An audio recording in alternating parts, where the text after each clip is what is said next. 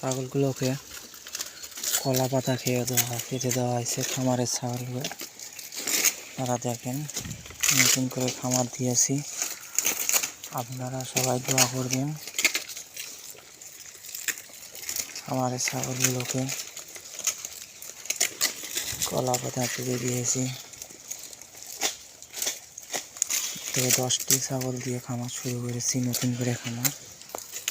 আপনারা সবাই দোয়া করবেন যাতে করে খামারটি আরো বড় করতে পারি।